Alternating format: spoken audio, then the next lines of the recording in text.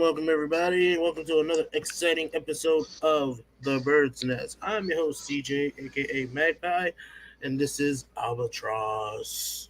What's good, brother? What's going on, man? How are you doing? I'm great, man. I'm great. If you guys haven't seen, about an hour ago was the start of the Blacktop, hosted by Tamara Butler herself. Is one of our hosts, one of our female hosts. That hosts the Blacktop. We had a very good discussion about everything basketball related with the NBA playoffs. So you guys haven't caught that, you can catch that on YouTube and on Facebook. Just go on Velocity Sports, and you would definitely be able to check that out.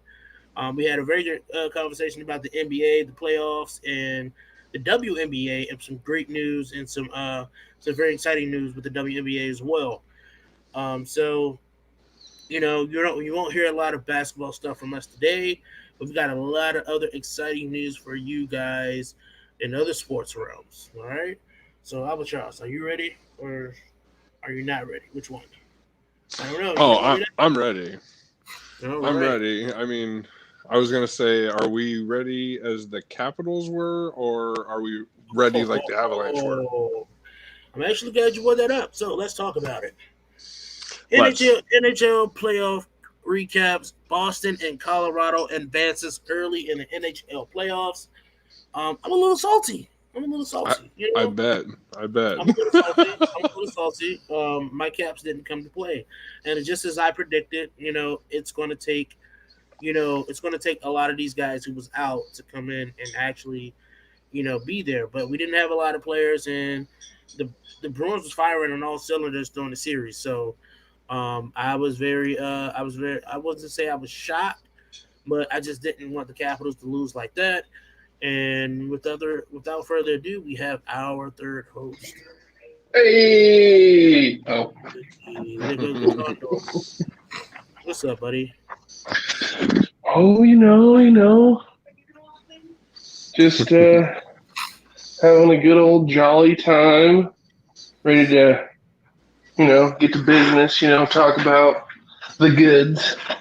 Yes. So I looks like I jumped in at a great time talking about the Caps meltdown. Oh. Yeah. So, that's what you call that. It's called the meltdown. I look at that series, and the Caps took the first game, and it was like, okay, was that going to be what the series was going to be? And honestly, it was the almost complete polar opposite. You had the Caps they just could not capitalize. I mean, and yes, there was opportunities that fell for them that were very opportunistic. But when you play sports, when you're opportunistic, you gotta capitalize in the moment. I think It was just the Caps just did not just do the right things when they needed to. You look at that final game. They had a chance to stop elimination. They had multiple chances to take control of that game and really build upon it and try to get back into that series. I just feel like they just didn't. I don't know. Outside of a couple of guys, I feel like there was just not a lot of effort on the ice. All three periods. They didn't get the job done, and the better team won. It actually stung saying that, but the better team won. And the better team won. But let's talk about the Colorado Avalanches. Oh, okay. What about them? Let's talk about the Avalanches and how they completely dominated the Blues. You know, the Blues was feeling the blues. Yes. You know, it was ice cold. So, I mean, Jake, you're the fan. How did you feel about this series, and how do you feel about the playoff stretch? Watching these series. I mean, I'm going to use game one as an example. I think when you look at game one, you look at the Avs and, oh, he's falling asleep again. Wake up, man. Just Oh, kidding, okay. just He's kidding. awake. All right.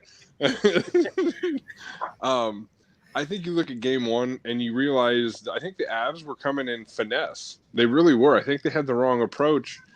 And then the Blues just wanted to muck the game up. They really wanted to get physical.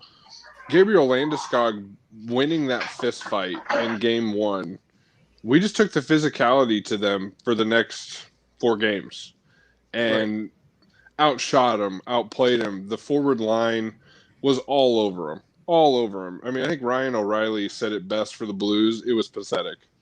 I mean, the Avs were clearly just a cut above them. So I think it's going to be really interesting to see who we get moving forward.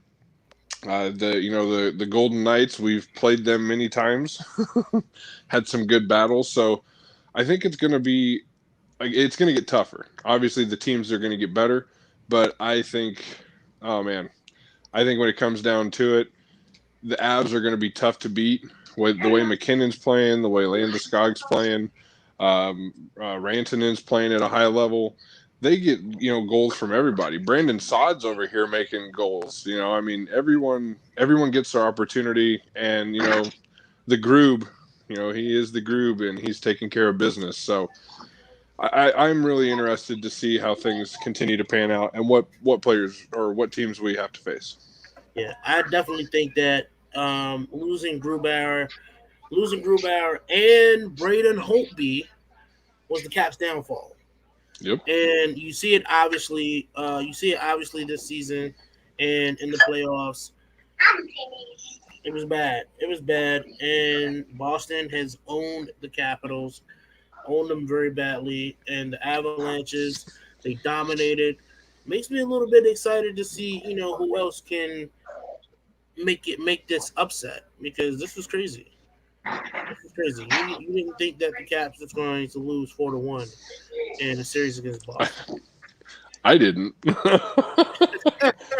I didn't.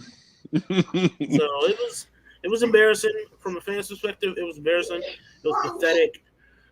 So I mean, what else to come in the Stanley Cup playoffs?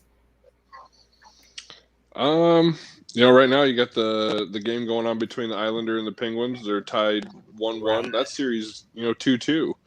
It's a good series. Again, you underestimate the Islanders because they don't have that Alex Ovechkin. They don't have that McKinnon, that Crosby, that name guy, right? But that team is just a good team. They'll just play you hard the whole time. I think Right. I think the Penguins are going to have to play at a really high level to continue to take that series. The Maple Leafs and the Canadians, into first, they're tied 0-0. This is another really good battle. That's a number 1 seed and a number 4 seed going at it, and that 4 seed's not giving up.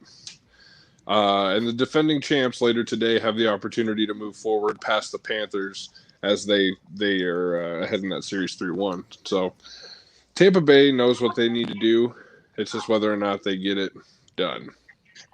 Yeah. So right now, Game 5, Penguins and Islanders is tied 2-2. Right now it's tied 1-1 in period 2, Series 15:30 2-2. left. Yeah, it's tied. The game right now is tied 1-1. Yep. Yeah, Game 3 series against the Maple Leafs and Canadians. It's tied. It's tied. The series tied is 1-1. There's no scores right now, and then this is in the second period with 19 minutes to go.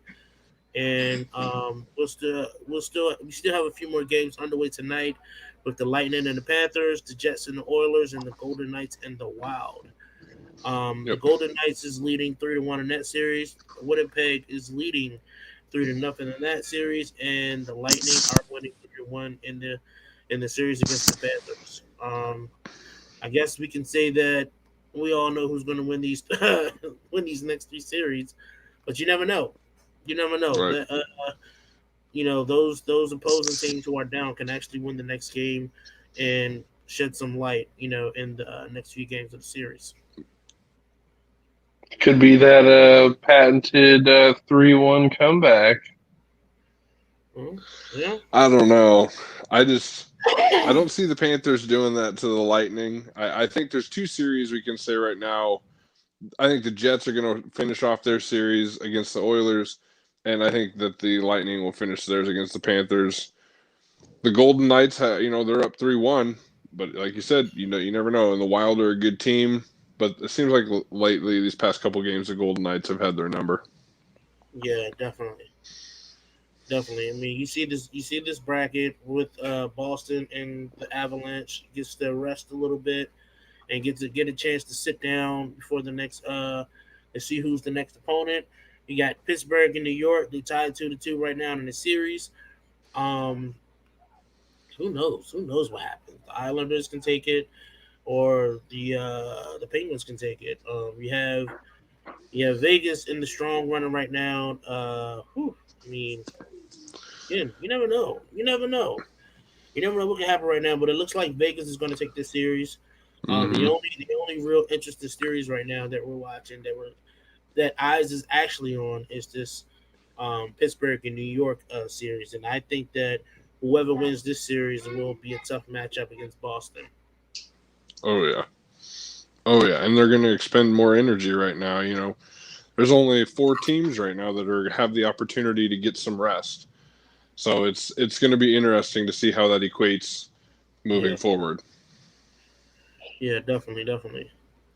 Um, yeah. Moving forward, we're going to talk about NFL updates. Aaron Rodgers, Green Bay update, and is Julio time in Atlanta over? What do you According to guys think? Twitter, Ooh, ooh, ooh. Where to begin? Where to begin? Where to Uh, begin? let's start. Let's start. So, Let's start with Julio in Atlanta right now. according to Julio, he's done. He's done with Atlanta. He wants out. Atlanta is then saying, since that's the case, they're asking for a first round pick. Majority of Correct. people are saying that's not going to happen. Me and Albatross Jake talked earlier, and we're thinking probably second and a third would probably Yeah. get you Julio Jones. I think there's a number of teams that that could definitely be a perfect spot. Imagine Julio Jones on the Chargers. Imagine Julio Jones. Let's see, what's another? Oh, well, what if he just winds up in San Francisco? back with Hmm. Kyle again. Yep. Mm-hmm. Like there's certain moves that make sense, and I think if it were to happen, which it's going to happen, he's going to go somewhere. But I think the correct landing spot. And Atlanta was saying at first they don't want him in the NFC. They wanted to move him to the AFC. Yep. So now it's kind of whoever's going to give us the best deal. So he might wind up in the NFC, but hey, maybe Miami finds a way to get him. That'd be interesting. But who knows? Maybe Kansas City's going to find a way to get him. Gross. Like Right. there's so many options. There's so many Here's the outlets. interesting thing. Here's the interesting thing. What if? What if the Bears land him? Hmm. You got to think about it. You got to think about it. Short move. Yeah, the big quarterback that was a steal in the draft.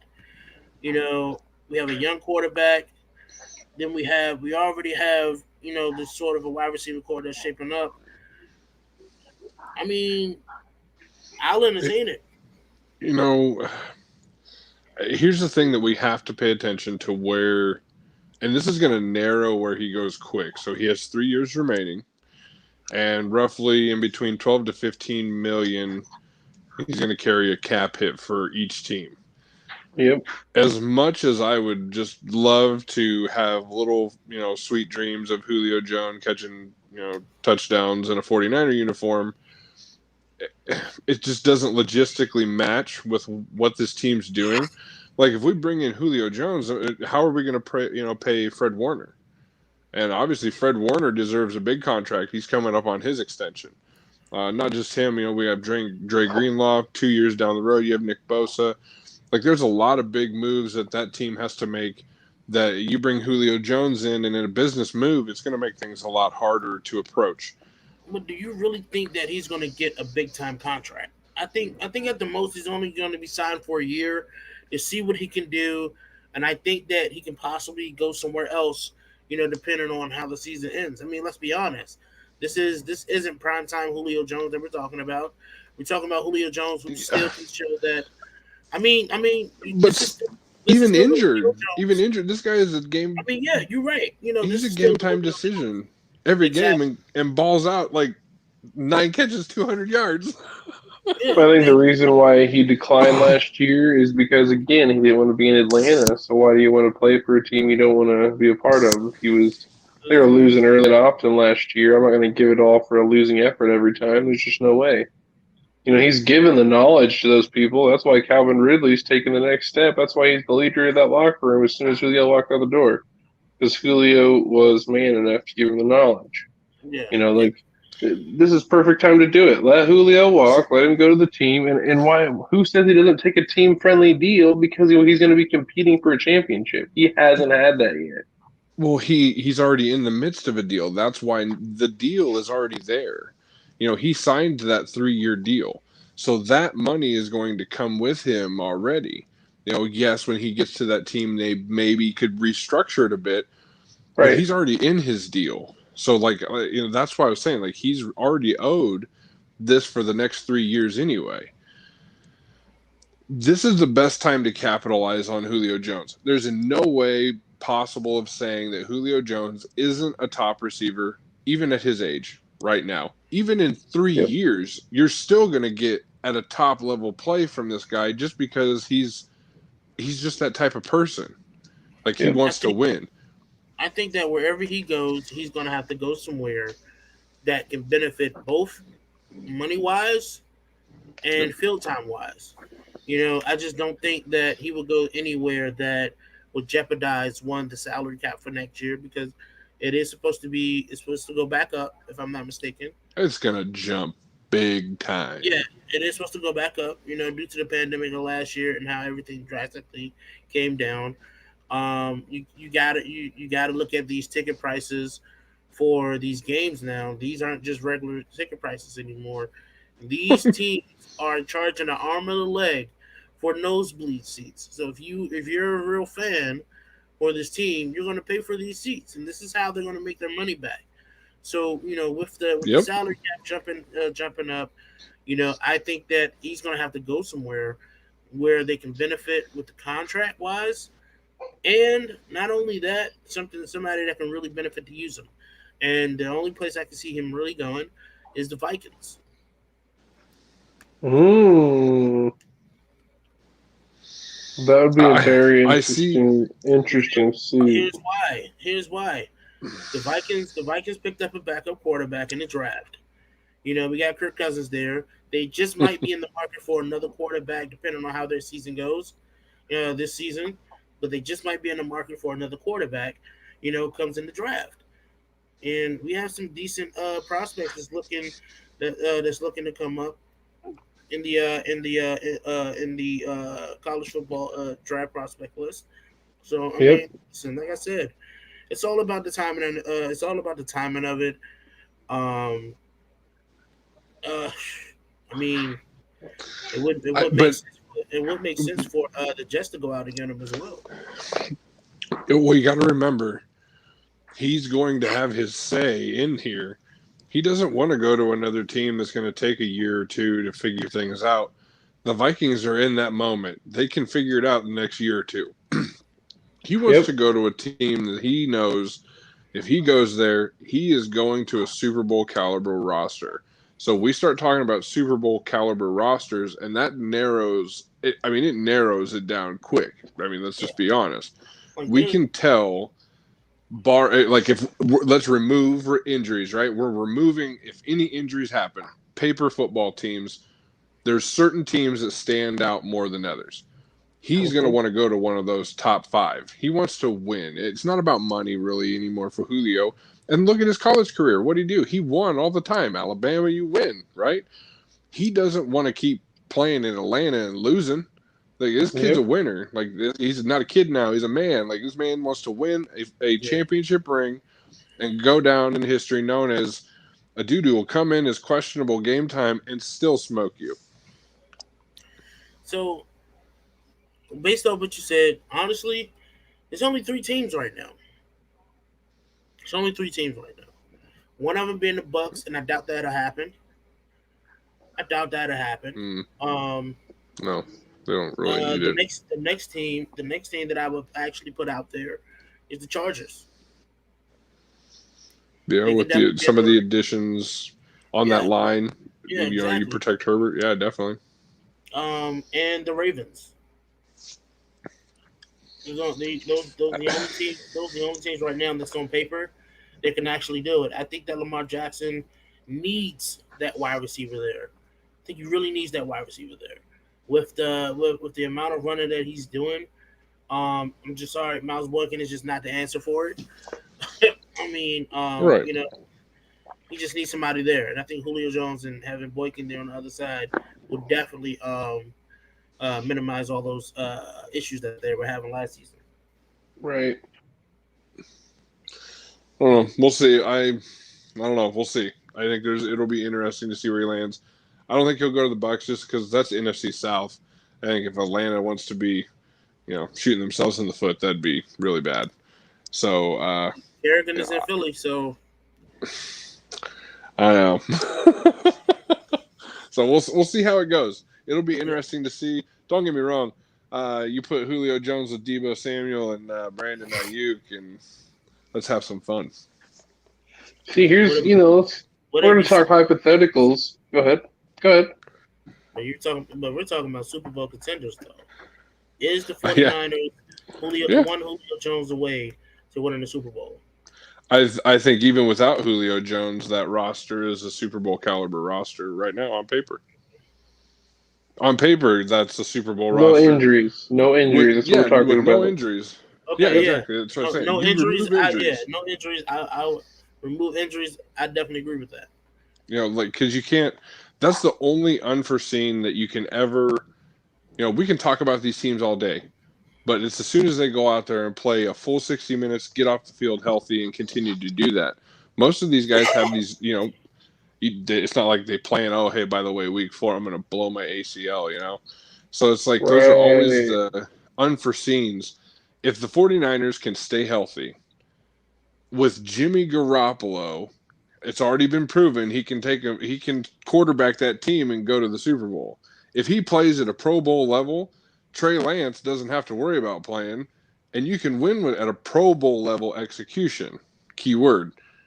If he plays questionable, Trey Lance comes in, and again, I don't think you have much of a difference between the offense. So how long do you think Kyle Shanahan is going to hold out on Trey Lance? How long do you think he's going to hold out? I think he doesn't. Trey Lance isn't going to beat Garoppolo out in the preseason because of situational football. Yeah. Because he doesn't understand that yet as a rookie. Now, maybe verbiage-wise, again, this kid came in with a huge IQ, has already read through tons of the playbook. Maybe verbiage, he gets it. But at the same time, it's that situational moment that he's going to have to learn to become that winner. I think he should sit. Don't get me wrong. He'll probably get his opportunity to play this year. I don't think he should, though. I think he should wait. Like I said, I give it week 4 before we see Trey Lance on the field and suited up. We'll see. I mean, I'm not against it. I'm not against it at all. I mean, it's not like he doesn't have playmakers to throw the ball to. It's not like he doesn't have an offensive line that has good blockers. So, I mean, I'm okay with it. The running game is going to be what the running game is, top 3 in the league. I think if we just figure out just the passing, again, if you just have a Pro Bowl execution level at that quarterback position in San Francisco, it's hard to say that they're not Super Bowl favorites. And they already are in most Vegas polls and take betting lines anyway. All right, now Condor, let's hear your Miami hypothetical. Yeah, I think honestly, I got two things. I got two things. First of all, I think the Titans are an actually really good possibility for it. Yeah. I think AJ Brown and Julio Jones with Derrick Henry is an instant threat to win a championship. Instant. That's just a given. Um, but it's like with that, in respect of that, I think the defense down in Miami with just adding a little bit more offense and the weapons to score the touchdowns to actually be, in those, I wouldn't say close games, but like last year with the Chiefs, we were making the comeback and it fell short because we just kind of ran out of weapons and couldn't make the stop on a weird 4th and 1. We didn't really have the weapons that we needed to really keep everything honest, really. You add Julio Jones with the speed, the tight end, breaking out of Gesicki last year, going into year 3. I think that's instantly a possibility to do something too, because again, that defense will keep you in the game no matter what. Yep. So it's not like we don't have the money. Definitely, definitely. I mean, I guess let's just talk a little bit about this Aaron Rodgers situation. Listen, Mhm. it's toxic. It's really toxic. It's beyond toxic right now. The question is, who's in the wrong? I'm hearing that Aaron Rodgers has been a little bit childish. I'm hearing that Green Bay did Aaron Rodgers wrong. To be honest, this situation is looking a little bit like Brett Favre's situation. You know, Well, um, yeah, I, I don't like it you at saw the all. same thing. You saw the same thing happen. Brett Favre, 36 years old, they drafted Aaron Rodgers. Yep. Aaron Rodgers, 36 years old, they draft Jordan Love. Like, how can you get let me say a couple of things. How can you be upset with an organization that drafted you in the same situation that they just drafted your replacement? Like you kind of should know this is happening, kind of thing. Hello, Right. Yes. not to say, hey, Aaron, you're done. You're not the guy. You're gone. Like no, if they did that, they're stupid because this dude just played the best football of his career last year under Matt LaFleur with the offense that he has. Like he has a stellar offense. He can still play the game at a high level. Still has the crazy good arm that like no one talks about Yeah. anymore. It's everyone talking about Mahomes, Mahomes, Mahomes, but Aaron Rodgers was the first guy to throw like sidearms and like no looks and things that people were like, "What the heck is going on?" Like we forget about how crazy of an arm this dude has. Yeah. Honestly, I think that Aaron Rodgers is so upset because he was just finally getting in a groove with Hmm. Matt LaFleur. You see the chemistry with coaching quarterback. It's that chemistry that he really never had with Mike McCarthy, and he's loving it right now. And it just sucks that he's seeing it unfold forefront now. And he's a little upset. Apparently, there's been a bad tension between Love and Rogers, which is crazy.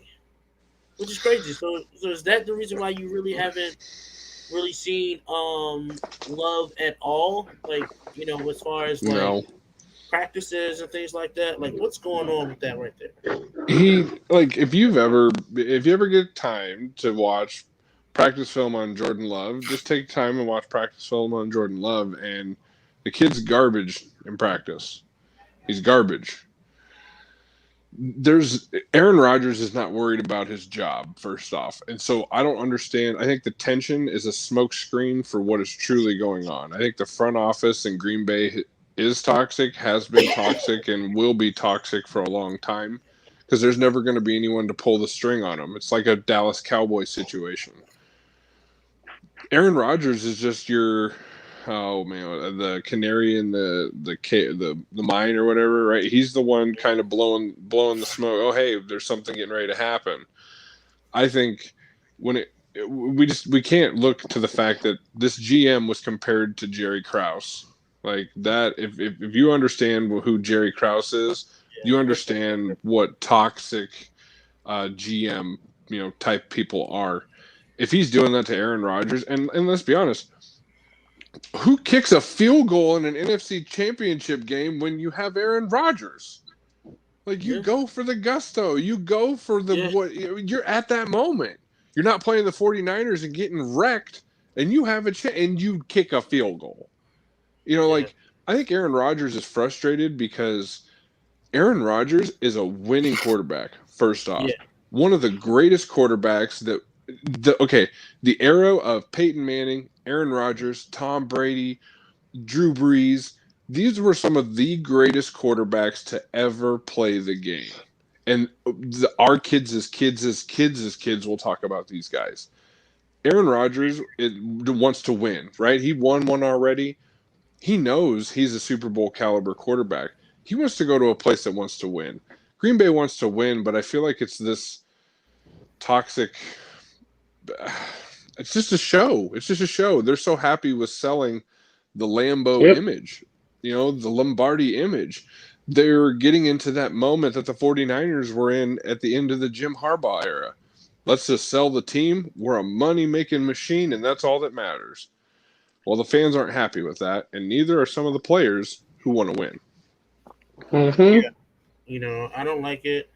I just hope that wherever Aaron Rodgers goes, he needs to go to a team that's just an Aaron Rodgers away from winning the Super Bowl. Who knows? San Francisco. I mean, he asked us to go save him, right? He asked, San Francisco, come save me. Like, Yeah, what more do you want this guy to tell you? Again, you had Tom Brady throwing himself at you. You have Aaron Rodgers doing it. I'm just saying. I My mean, thing is like, what can if Kyle he? Shanahan handle an Aaron Rodgers though? That's the question. He Huh? barely can handle. He barely can handle Matt Ryan. He barely can handle a Matt Ryan. It looks like he's struggling with the Jimmy Garoppolo. So can he Oh, handle? Kyle. Oh, I think what you need to say is, can Kyle put his ego in his back pocket to let a superstar run his offense? No. That's why Tom Brady didn't play in San Francisco last year. That's why Aaron Rodgers will never play on the team that he wants to play on, is because Kyle's ego will forever control it. Do you think that year? I have a question about that. Do you think that in the year of him with the Falcons, that Super Bowl run, do you think that it Hmm? was a lot of Kyle Shanahan rather than a lot of Matt Ryan? Yeah, because he Yeah. he has such he has such an expectation for his quarterbacks. Like, I mean, he'll pretty much tell the quarterbacks who he wants the quarterback to throw the ball to before the play is snapped. You can't do that. Yeah. You can't, like, that's just asking for problems. So yeah, I think Kyle Shanahan, once Kyle realizes that he's a coach and not a player coach, like, that's when things will start to get better for Kyle. I agree. We got a lot of other topics.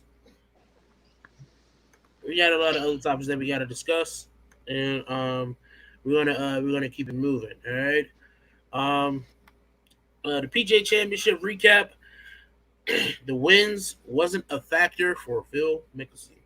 I mean, I don't watch golf all that much. I don't watch golf all that much. But Are you sure he wasn't filming a commercial? Oh. I don't watch golf that much, but I was able to tune in once and see Phil Mickelson golf a hell of a session, and it was great to see it. Everybody else had an issue with the wind, He's sleeping. and Phil Mickelson just didn't have that issue. Oh, look at this. He's over here getting clubbed by Phil. Oh. Oh man! Honestly, I personally just think this is just a testament to Phil just being Phil. He's been around a long time. He's played the game. He plays at a high level, and if you just let him get in a groove, he knows how to win. Condor. Yeah, I love me some Lefty. It's good to see. It's glad to see him actually. It's interesting because we've known him for so long, and I don't think he's ever been the number one in the world. I think that was his 10th or 11th major that he's won all time. He didn't win an event all season long.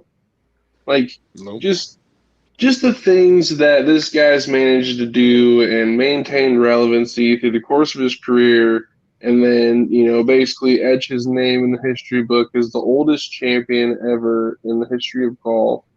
50 years old, winning a major, like it's awesome. I was glad to see it. It's great for the game of golf, and I really like seeing Lefty do it. Like it was a very difficult course too. It's not an easy course by any means to go on and just think you're going to dominate. Like the winds, yeah, the winds were crazy. The winds were yes, crazy. The winds were yes, crazy that during that match. And let me tell you something. It just looked like Mickelson was like, just give me the iron. Let me handle yep, this real quick. Let me yep. do what I do best. Yep, he understands how to finesse the course with the wind, and that was really the difference. He So was this able to make certain shots that. put them at legend status. Yeah, that was Because honestly, like I said, I don't tune into the PGA that much, but I was able to tune in, and I was awed. I was struck. Because Phil Mickelson he did the impossible. Like, not only that, he outdid every other golfer on that course. He did it with such finesse. He did it like nothing bothered him. right. Like, everybody's seen it. Everybody had an issue with the winds, but the wind just wasn't a factor for Mickelson. Nope. It's crazy. I'm sorry. I tried. Okay. Right. You tried. I tried. I just thought it was your new microphone. But in other news, listen, I definitely put that legend status on him.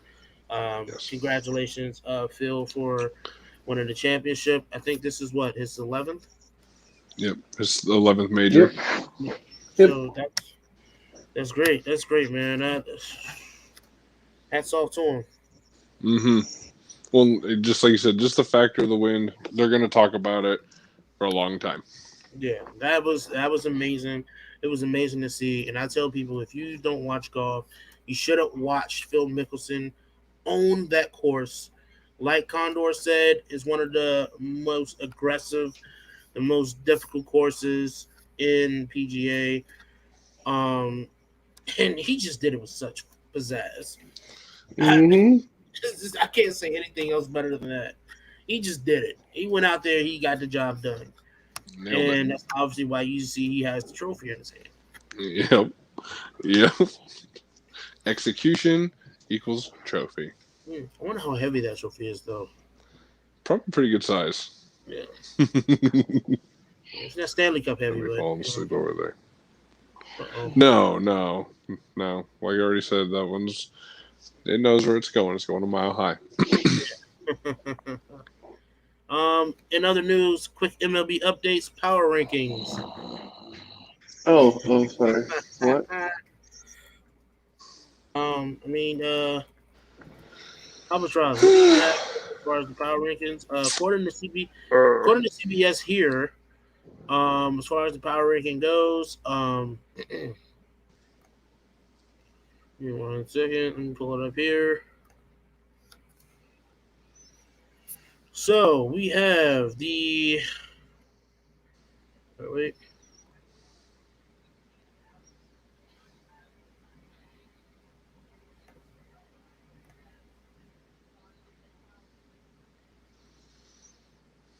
Well, I have on ESPN, so this is all per ESPN. They have the White Sox as number one, just doing what they should. I think everyone expected the White Sox to be a good team. It was that time for their the talent to finally come as it all came together, and I feel like it's pretty good. So I don't know, they're doing what they should. I think the team, honestly, that I would like to really highlight out of all of them is Slam Diego. I think they just got done crushing my Mariners. Mariners are just they're a couple years out from doing what they should. This is a Right. farm roster team, really trying to learn how to play the game at the level they should, and it shows. They went up against San Diego, and It's it's bad. Tatis Jr. is one of the most exciting baseball players to watch. I think outside of Mike Trout, personally. Mm-hmm. Um, it's just a blast watching that kid play. This Padres team is fast. They hit the ball hard. They play good defense. They play good on the mounds. It's just good. The Dodgers are they're playing. They're doing their thing. I think So they're yeah, definitely, definitely. The Padres right now is at number one. okay. According to CBS, Dodgers at number two, Red Sox at three, Yankees at four, Rays at five. Rays at five, moving up six slots after last week when we gave the power rankings. Um, Yankees are four, moving up six spots after last week. Red Sox only moved up one from four. Is number three. The Dodgers moved up seven slots after last week and is number two. The Padres is went up five slots. It's went up five slots. Is number one. The thing about the Padres is I love the Weathers and Lamette situation. One is the Padres are trying to protect the young arm in Weathers, and is trying to not really drive Lamette into the injury zone as well. Yep. And and then you have Chris Paddock there as well. So I definitely admire how the Padres is doing so well with this pitching structure that they got, Yep. and they just need to stay consistent at it. Don't do not overpower these guys that they have. They just need to stick to the status quo. Yep. I Um, agree. And the big thing that helps that team, I mean, that offense generates so much offense. I mean, it just run after run after run. There's constantly guys on base, constantly guys just smacking the ball all over the field. It's a hard team to beat because you have to be on defensively and yeah, offensively. So they really put the pressure on really, really, really. I mean, just the whole game, whole 9 innings, they're on you. yeah, definitely. I definitely agree. And like I said, this is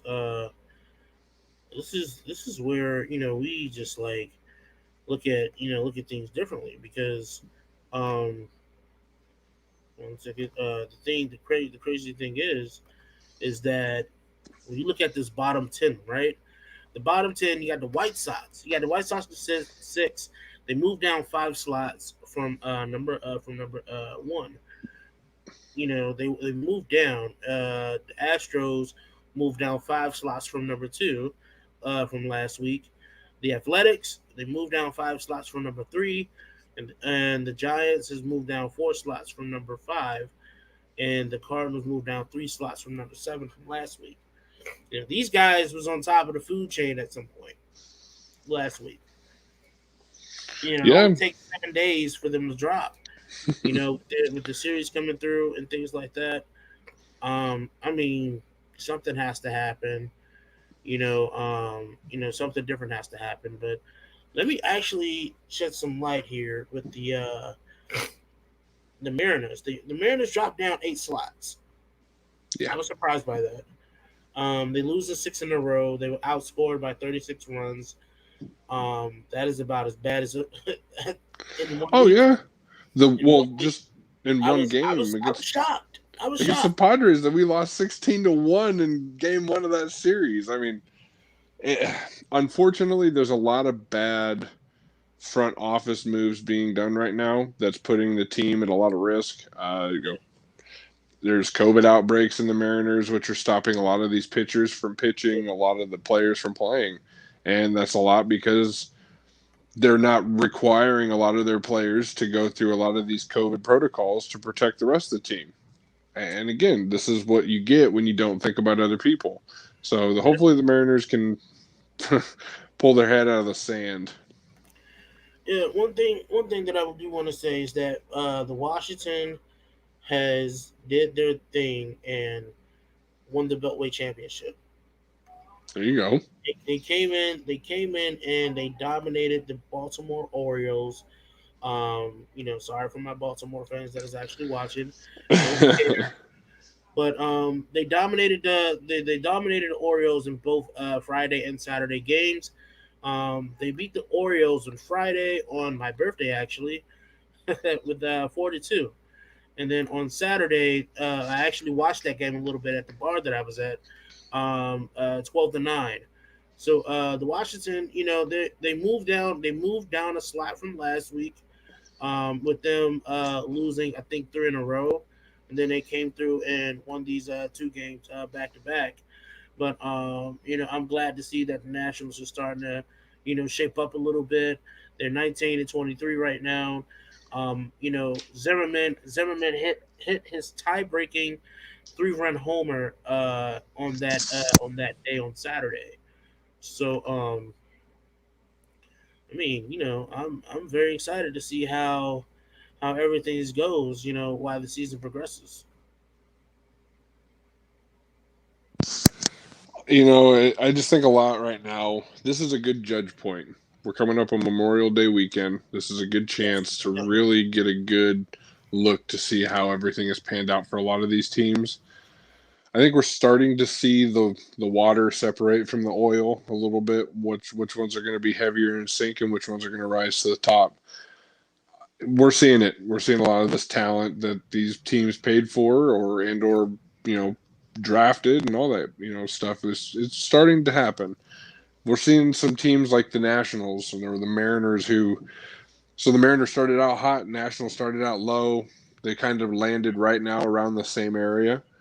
It'll be interesting to see how which one of these teams decides to go in the right direction. At this point, it looks to me to be the Nationals. Just it's a slow march towards the end of the season, and I think the team's starting to make the right moves, take the right steps to take care of business. Yeah, definitely. Listen, like we've been saying, it's been an interesting season so far. We seeing a lot of these teams going from top 5 to bottom 10, from bottom 10 to bottom 20, to the top 20. It's just fluctuating throughout the season. And hey, Albatross, you said it, I said it. It's very interesting baseball season. It is, but it's fun though. It's just good to have a baseball season back in a regular form, I and agree. it's just exciting. I love the game. I love the pace. These guys play day in and day out, so there's always fun news to look at, and it's just going to be fun to watch the seeding start to take place and how things will start to pan out as we move to the next couple of months. Right. Yeah, definitely, definitely. Yeah, guys, there's going to be more baseball news coming throughout the week. Memorial Weekend is coming through, so we'll definitely be seeing a lot of great games on Memorial Weekend. Usually, that's when we actually see a lot of great baseball games around that time. So Yep. we'll definitely Memorial Day is what Monday. next Monday. So let's actually take a little check and see about that Memorial Day schedule. Um, I'm not gonna lie, I'm actually very excited to see what actually comes through. All right, so Monday we got actually a handful of games. We have Minnesota at Baltimore, Tampa Bay at the Yankees, Detroit at Milwaukee, Philadelphia at Cincinnati, San Diego versus the Cubs, White Sox versus Cleveland, the Angels at San Francisco, Boston at Houston, Oakland at Seattle. That's a great matchup actually. I think Seattle's going to come through with that win. Washington versus Atlanta, another great matchup. Washington and Atlanta has a very big rivalry. We got the White Sox again. I'm sorry. Yeah, no. It was the Padres before that. I'm sorry. The Padres versus the Cubs, and it's the White Sox versus Cleveland. Sorry about that. Pittsburgh at Kansas City, St. Louis at the Dodgers, and the Mets at Arizona. All good, pretty decent. All good, pretty decent matchups. I'm all for Yeah, no, it sounds like a really a really it. good lineup. Some good games, some divisional games, some interleague games. So I think Yeah, it'll be a good day, and you'll get to see some teams play that you can maybe get a little better judge on. Because, like you said, I mean, the temperature in the air is starting to heat up. hmm Balls flying a little bit better in the park. So it's just that time of year. So I think it's going to be where the baseball it's season really Memorial picks up. Day. Pools are opening back up as well. Yep, This is the summer, guys. This is the summer. yep, we're I'm very back. excited for it. All right, moving on to the last topic of the night, which is the UFC weekend recap, knockouts and decisions. Um, this UFC fight night on Saturday, May 22nd, was a very hefty um, fight card. um, with Rob Font and Cody Garbrandt, coming at the top with the main event of the evening. It was the unanimous decision with Rob Font winning. That was crazy. There was a lot of people that says that Cody Garbrandt was cheated, but I don't know. I would definitely have to disagree because Rob Font just threw a lot of more strikes. He threw a lot of signature strikes, had a lot of head strikes, body and things like that, more than Garbrandt. So And honestly, they're lucky. I mean, it went 5 rounds, so they should be happy. yeah, definitely. Because I don't think Garbrandt could have lasted a little bit longer, with the amount of strikes to the head that he took with Rob Font. So Hmm. it was very brutal. It was a very brutal match. Then we had the women UFC matchup with Yang Zhao and Carla Esparza. That was a KO TKO knockout. Hmm. In 2 minutes and 58 of the second round, and Carla came through the win. That brings her record to 19-6. Um, that was a crazy matchup as well. That was the only knockout, Yeah, that was correct? actually the only knockout of the night. Yeah, it was actually the only actually no, there was Oh a no, prelim. Yeah, there was a yep, prelim knockout as well yeah. with So on the main Silva and card, Victor. Yeah, on the Victor Rodriguez, but on yep, the main card, that was the only knockout on the main card. and then Jared, one submission. right, yeah.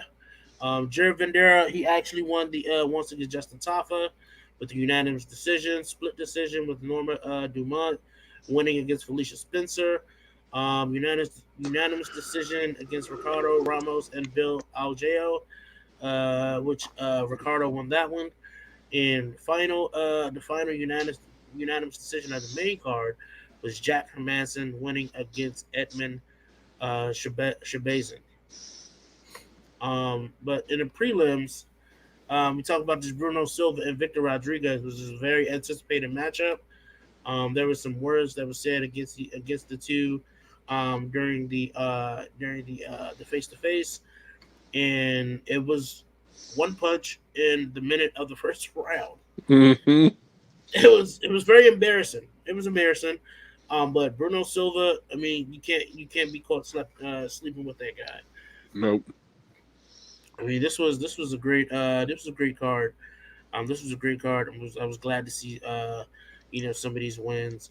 Shout out to Rob Font for coming in and just dominating with the unanimous decision.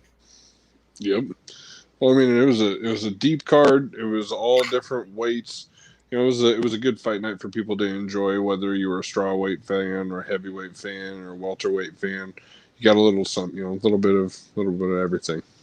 Yeah, definitely, definitely. Um, we're coming up on the last 5 minutes of the show, which you know what that means. Drum roll, please. Uh Let's be honest. oh, it's time to be honest. I I love I like love this that. segment. I love this segment Uh, where we actually get to say, we're going to be honest, and it can be anything. It could be anything. With any sports. I'm just gonna go out and start with the let's be honest. Is basketball wise, let's be honest. I think that the Suns is the most favorite team to win the championship this in these playoffs. I like it. I like it. Okay. Okay. I'd have to say my let's be honest. Let's be honest. It's time for the Avs to win that championship. Go out here, take care of business. It's probably going to be against the Golden Knights, and the President's Cup winner needs to go out there and keep going. Sweep one, maybe. I don't know if we can sweep the next one, but that'd be nice. Yeah, with my Caps being out, I can only hope that the Avs, can take one for the team. I just don't want the Golden Knights to win. Me Screw the neither. Golden Knights. Another, let's be honest. You know what? I think Trey Lance will be playing in Week 4 of the season. I like it. I like it. You brought it back up. I don't. I don't. I Jimmy's like George Kittle said. If Jimmy didn't understand that it was a competition, he wouldn't. Like George Kittle wouldn't support him. He wouldn't be the starting quarterback. This guy knows competition. He's going to come out here. He's going to play. I hope he stays healthy. If he stays healthy, there's no reason why he should not play. Yeah, If he falters in any type of form, I mean, and it sucks because historically Jimmy Garoppolo is horrible week one. It doesn't matter where he plays or when he plays. Week yep, one, that's he's true. horrible.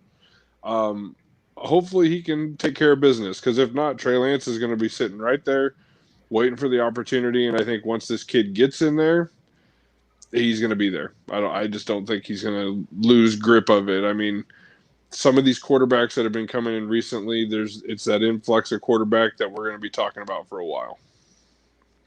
Yeah, I definitely agree. That's honestly the first time when we came under an hour Yeah. and we have finished the show. I'm actually very, very, stoked about that. Well, Um, that and guess what? No one's sleeping. no one's sleeping. By the way, Oh, okay, yeah. All right. Hey. No, remember you got to be like this, oh yeah, yeah, Oh yeah, yeah. yeah. Hey, yeah. I love it. There you go. Oh, There oh, you oh, oh, go. oh, oh Oh, no! Oh. yeah. That actually did happen to him. But I do want to say thank you guys for definitely tuning in and consistently tuning in with us throughout the week, throughout the weeks that we have had the Bird's Nest.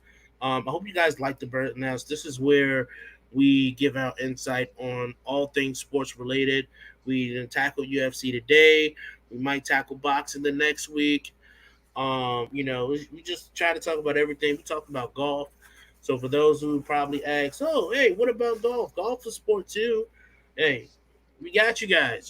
So anything else that you guys need, definitely you can MLB, NHL, golf, NFL, NBA, NCAA, men's and women basketball. You guys can definitely Hey. hey, you just falling asleep over there, huh? Well, you guys can definitely ask us questions throughout the week. We'll be giving updates and things like that throughout the week as well on Velocity Sports. Any questions that you guys have, feel free to shoot us a message. We are at your leisure. All right, the Bird's Nest, powered by Velocity Sports. You can find us on Facebook and Twitter. If you have questions, just go ahead and fire away. I am Magpie. This is Albatross. You guys enjoy the rest of your week and have a good night. Take care, guys.